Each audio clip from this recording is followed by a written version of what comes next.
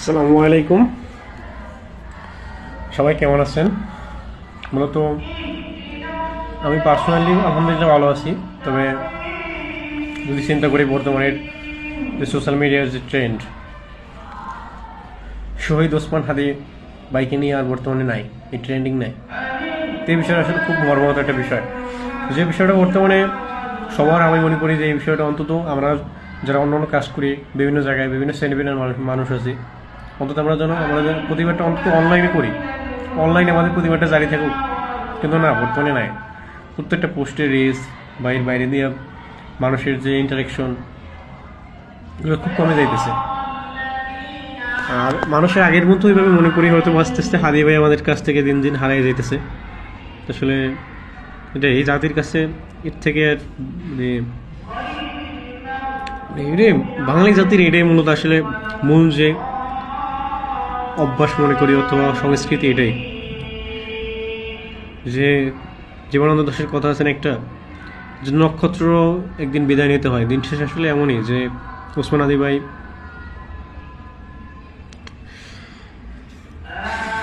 দিন শেষ আসলে ভাই আমার অন্য অন্য ট্রেন্ডগুলো খুব বেশি হাইপ চলতেছে, কিন্তু এই হাদি ভাই বর্তমানে একবারে ট্রেন্ডের নিচে চলে গেছে। মানে ট্রেন্ডের নিচে বলতে হাদি ভাইয়ের ঘটনাও দিন দিন মানুষের লোকচক্ষুর আড়াল চলে যাইতেছে। হাদি ভাই নিয়ে এখন খুব বেশি মানুষ কথা বলতেছে না, খুব বেশি ভিডিও তৈরি করতেছে না। ভিডিওর এঙ্গেজমেন্ট কমে গেছে, রিচ কমে গেছে। আসলে হাদি ভাইয়ের বিচার চাওয়া কি শুধু ইনকিলাব মঞ্চে? না, অবশ্যই না। আমাদের সমগ্র বাঙালি, মানে আমরা যারা বাংলাদেশি মানুষ আছি সকলে আমি মনে করি। কিন্তু দিন শেষে কাজ করতেছে কারা? ইনকিলাব মঞ্চের আব্দুল্লাহ জাবের ভাই, বাইরের আশেপাশের যে মানুষগুলো আছে, এরাই দিন শেষে এখন পর্যন্ত মাঠে আছে, কাজ করতেছে। আমাদের অন্তত অনলাইনে তো প্রতিবাদটা করি আমরা।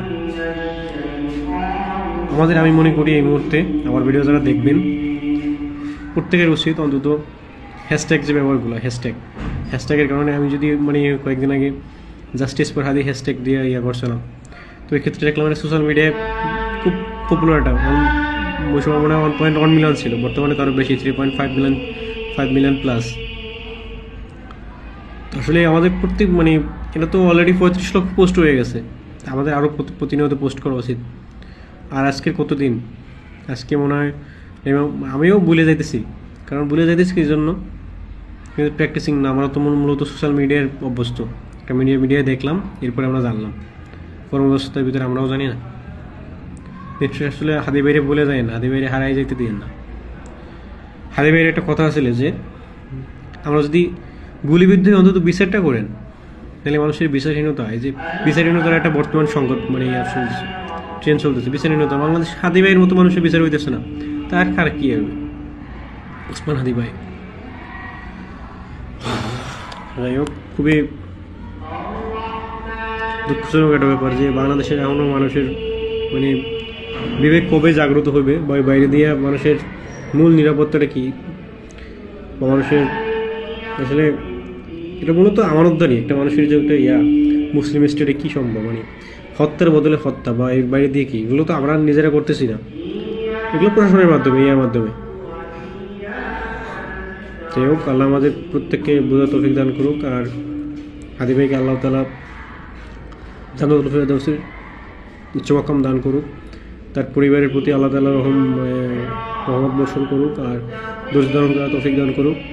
আর এটাই যেদিন শেষে ইনকিলাব মঞ্চের চাওয়া, বাংলাদেশের প্রত্যেকটা মানুষের চাওয়া, হাদি ভাইয়ের হত্যার বিচার, এটা যেন আল্লাহ তাআলা করার তৌফিক দান করে।